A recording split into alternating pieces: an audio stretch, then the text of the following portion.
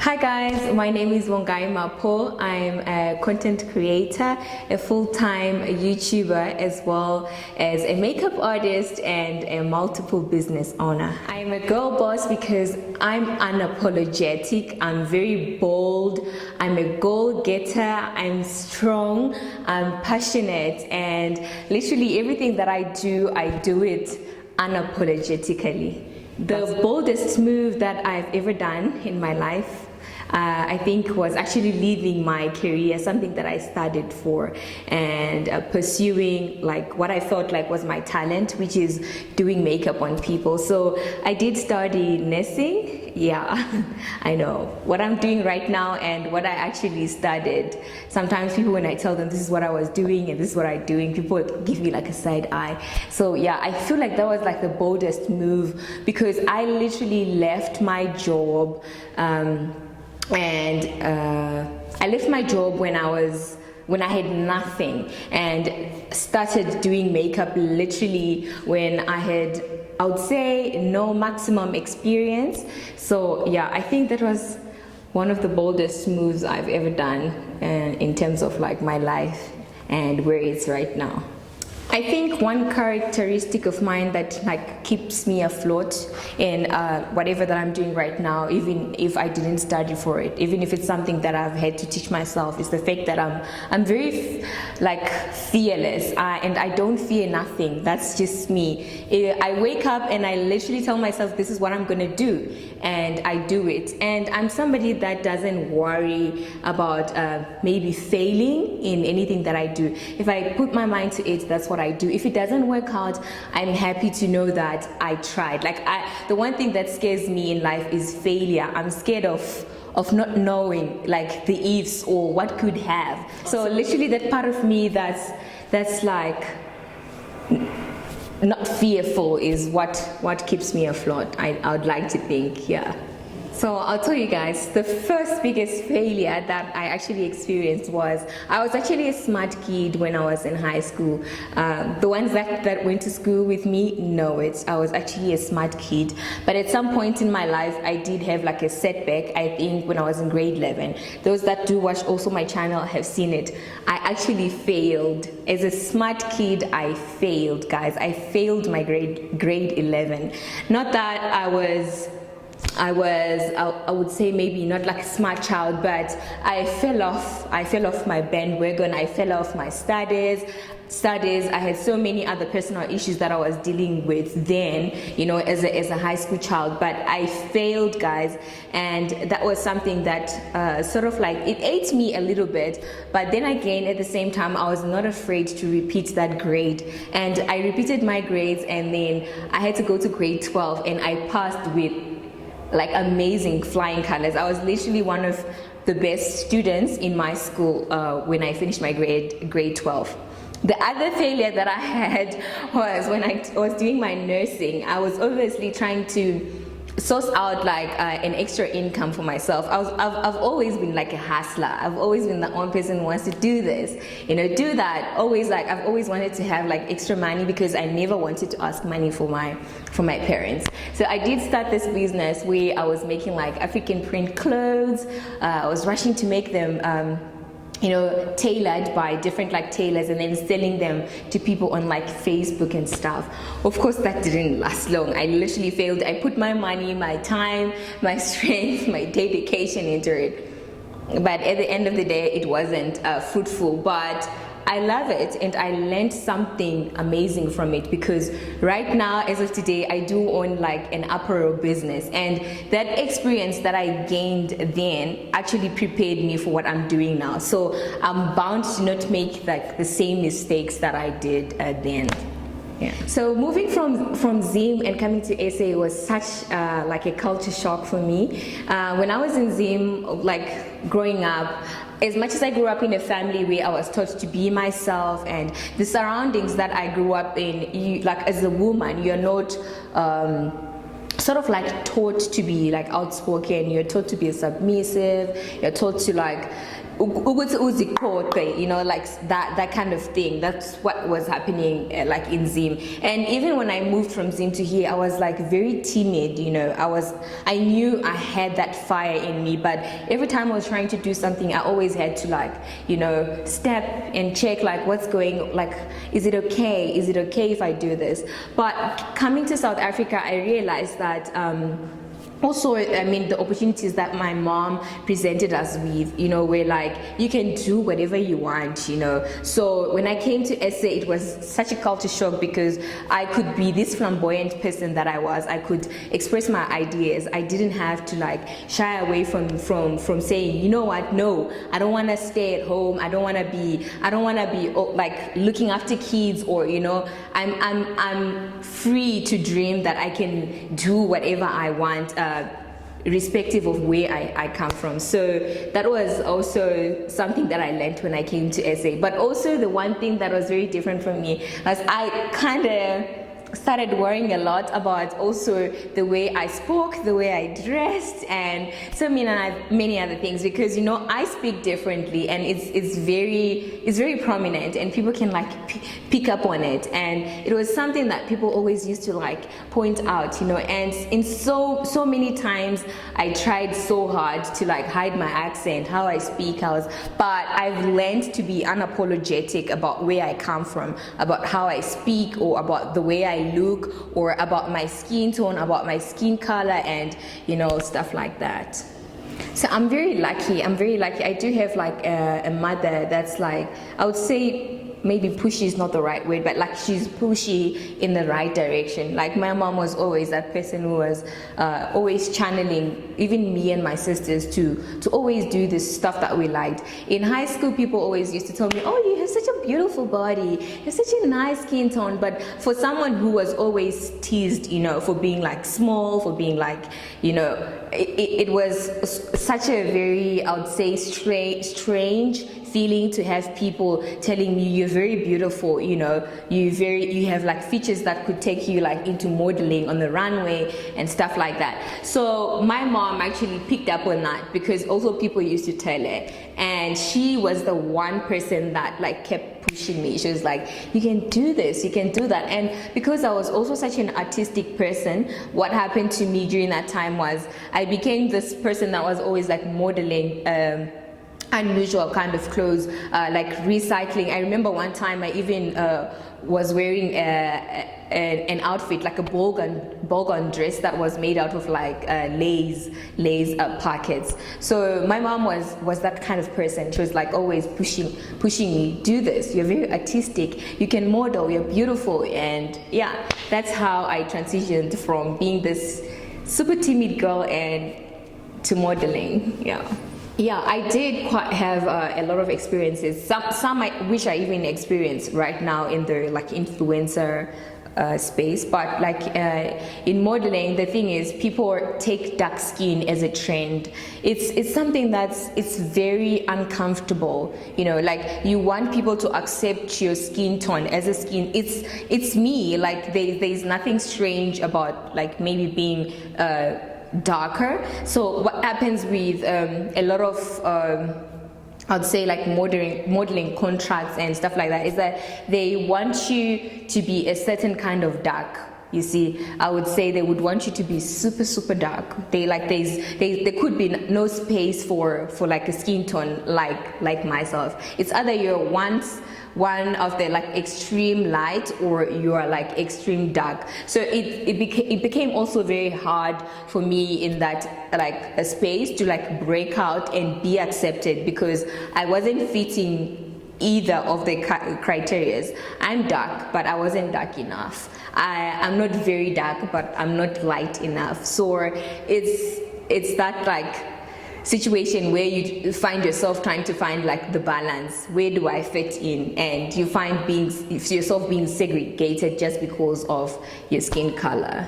So what I did when I actually came into the influencer space was I realized there is no space for like I'd say myself, or generally I'll just say space for dark-skinned girls. So what I did is when I came into the influencer space, I introduced myself as someone who actually wanted to encourage girls to love the skin that they are in, because I know what it's like to be bullied also because of your skin tone. So when I came into the influencer space, I wanted every dark-skinned girl, I wanted them to know that they are beautiful, they are enough, and they can be celebrated. And I would like to think, as far as I come, actually brands are starting to notice that dark-skinned girls do have a chance. There is a lot of it's still a long way to go, but I do feel like the narrative is starting to change a little bit. So I came into the influencer space, I would say I officially started in 2017. That's when I really started doing makeup on people, posting on YouTube consistently, and that's also when I started to realize like my growth. But I did come into the influencer space before that, when I was still doing nursing, which was like 2014, around that time. But I don't think I was confident enough, so I literally erased everything and went off the radar. And then I came back 2017 full force, and when I came back 2017, literally it's been amazing. I would say I started seeing like my growth as well in like 2018. 2017 was just like stagnant, and then 2018 came, everything literally just changed. 2019 and 2020, yeah. Honestly, I'm not flexing, but I would say I've worked with a lot. I can't mention and say this particular brand, but as I'm speaking right now, I just came back from a huge online masterclass. In fact, the biggest virtual masterclass that myself and Tandi and Mihlali we hosted for Maybelline. It's literally like a big career moment for myself. The second thing that has happened to myself is I've hosted actually a lot of other masterclasses with Makeup Revolution London. I've done some with Clicks, with Knot, with Revlon. I've worked with every brand that I wanted to work with since I started doing this in 2017, and this is something that has happened literally in a space of a year. So yeah, I'm quite grateful for that. I would say if you want to be an influencer, be yourself, like be your authentic self. That's something that I've actually learned in my journey. When I started this, I obviously didn't fit in because I was very different. I wasn't trying to be something that I was not. I had my accent. I didn't hide, hide my background, say I had things that I didn't have. People have seen me start from the bottom. Whatever they're seeing right now, they can testify that they've seen me build it from the ground up. So I'd say if you want to break into the influencer space, be your authentic self so that people can support you from the bottom and up. And also that so people can understand your journey, and so that you can also inspire so many other people. So be your authentic self, work hard, like be consistent. For myself, working hard is the only thing that I know, because that's what I've been doing. You gotta put in the work, put in the hours, be different, invest in everything that you do. Like if you invest in yourself, you will definitely see the results. So work hard, be authentic, and put in the hours and stay consistent. That's what I would say. I would say my favorites are Instagram and YouTube. I like YouTube because it's I would say it's more interactive. This is the platform where you get to let people that support you and people that watch you, people that have been with you, like see the background of everything that you do, because there you can post like long videos and quite like interactive videos. So I'd say YouTube. I love YouTube for that. And also YouTube is quite more informative than Instagram. Instagram is also a good platform, but it's not actually my favorite. But it's a good platform if you want to monetize yourself, especially in South Africa, because I feel like most brands gravitate towards Instagram for like partnerships, for like paid posts and stuff like that. But I would say my favorite is YouTube. Yeah, even though it's hard, but YouTube is the place. Yes, I was monetized. I think I was actually one of the first people that were monetized. And if you do check my channel, you can see I'm part of like the top list. That's because I put in the hours, guys. But yeah, I was monetized a long time ago before they actually put stricter restrictions when it comes to like monetizing your videos. And I've made a lot of money. I won't lie, I've made a lot of money. YouTube has its days. Some days are better, some months are not. But I've made like a lot of money on YouTube. So YouTube is a lot of work because the editing that goes into YouTube videos is much more, I would say it's much more than the other platforms. And secondly, YouTube requires time, because when you're sitting on YouTube, you're not trying to do like a quick 60-second video, 1 minute video. And in most cases on YouTube, you have to sit down and speak to your audience. You're not just sitting in front of the camera, putting maybe like music in the background and fast forwarding. That's the different technique as compared like to Instagram and YouTube. So on YouTube, I need to dedicate like my time. If I'm gonna shoot for YouTube, I can't just dedicate 2 hours and I'm done. I need to literally dedicate like half of the day for me to create like a proper YouTube video. So I would say that's the reason why YouTube is harder as compared to like Instagram. And Instagram is easily accessible. It won't take me like maybe let's say an hour to upload a video, depending how slow and how fast the Wi-Fi is. I need to put like captions, long captions in my description, because you guys want to know what I used. And the interaction also is not easy. It's not easily accessible like Instagram. I would say I've actually spoken about this. I actually spoke about it a few days ago. Personally, for me, I actually owe my success to the black women that watch me, because for me, what I've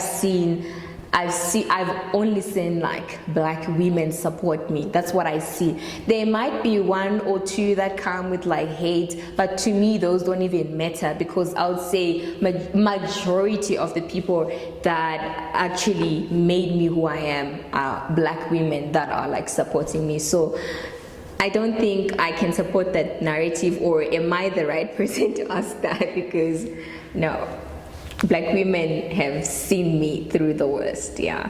Okay, so I would say it's for businesses, because if you want to look at it, actually being an influencer is a business. I also do makeup as like a professional makeup artist, and I have Dream Opera and Dream Tresses, which are 2 businesses that I actually launched in a recession. Yeah, but they've been doing amazing. Like if I tell you, especially Dream Opera has been insane. Actually, also when I launched the business, I didn't anticipate how mind-blowing it was gonna be. We sold out our first collection, we sold off the second one, and I just sat there, I sat there looking at the orders, and I was just mind blown, because even the people that I was looking at, like assisting me, were not actually enough to go through like the orders that we actually received for Dream Pro. Dream Tresses was the same thing, which is a hair business, like wigs, because people do know I'm a wig girl. I do have my natural hair, but I do my wigs, and I sold all my wigs the first batch, and right now also they're selling amazingly well. So it's been insane, I would say that. And also my makeup bookings also have just been crazy. I would say we are actually in a recession, but actually 2020 for myself has been such a great year, in fact. And lastly, I do influencer campaigns, which have been good. Yeah, everything has been amazing. I would say that one added advantage is that I do like to wear my wigs and showcase like how they would look like. So I'd say that's one added advantage. So what I can do is I can put on a wig and I can post it, and I can say, guys, you can shop this wig from my collection, and people are interested to buy because this is relatable. This is not like maybe a foreign model or someone they don't relate to or someone they don't know. So people also have that trust because I've built my brand as a trusted brand. People know that when they're buying from me, they are guaranteed that it's going to be good quality. So I felt like that was going to be an added advantage for myself. And people have always been asking me like, which hair do you wear? Even if there's so many other people that are actually doing the same thing as mine, people always like ask where did you buy this, and they want to buy it, you know. So maybe that's because I've built that kind of relationship with my audience. So I would say, even as much as it's a saturated market, I have an added advantage because I am actually an influencer. So I'm building Vongai the beauty brand. Vongai the beauty brand is, let's say, an umbrella term that encompasses everything that makes like myself. So you guys know I love makeup. You guys know I love comfortable clothes, which is why I decided to come up with Dream Apparel, which is more especially about just neutral and comfortable clothes that are like easy for women. And I build Dream Tresses because Dream Tresses, you guys know I love my wigs and I love like a good quality wig. So obviously I would like to have like hair as part of like a sub brand of Vongai the beauty brand. My biggest dream is actually to own my own makeup line. I want to have like a professional makeup line, you know, for women of color, and I want this makeup brand to be so inclusive, and I want it to cater for like every woman of color who has ever, you know, had issues with finding the correct shade for themselves, be it like the correct tone of lipstick, the correct foundation shade, or whatsoever. So that's my bigger vision. Honestly, guys, go for your dreams. If for in fact, like something that actually made me realize life is too short, it's this whole COVID thing that has been happening. It made me realize, oh my God, you're literally sleeping on your dreams. You're literally sleeping on things you can accomplish, and you're like limiting actually your potential. That's what was happening. I'll tell you this, guys. I've always had this idea to launch Dream Tresses. I've always had this idea to launch Dream Apparel or have Vongai the beauty brand, but I didn't have that push. And I'm so glad, in fact, to a certain extent, COVID happened, because that was the push that I needed. So go for your dreams. Don't let like the naysayers or the people that tell you like it can't happen or the timing is not right. I don't think the timing was right, guys, but I feel like it could have been one of the biggest regrets of my life if I had not done what I actually did with Dream Apparel and Dream Tresses. So go for your dreams. I feel like if you have the dream, you can actually get it done. So life is too short, guys. Go for those goals and yeah, work on them. Yeah. I would really encourage you guys to collaborate, because you grow from collaborating. It's not a competition. It's not a competition. You will definitely learn something from others. So yeah. So collaborating, guys, collaborate, because collaborate equals growth. Collaboration equals you learn. When you collaborate, you learn from others and you grow. But if you stay in your own box, if you stay cocoon, if you stay like not working with others, what happens is you become stagnant. You don't know, you don't grow, you can't learn from the others, because literally everybody that you meet in life, everybody that you work with, they have something that they have to teach you, something new, something that you don't know about. I would really encourage you guys to collaborate, because you grow from collaborating. It's not a competition. It's not a competition. You will definitely learn something from others. So yeah, that's it.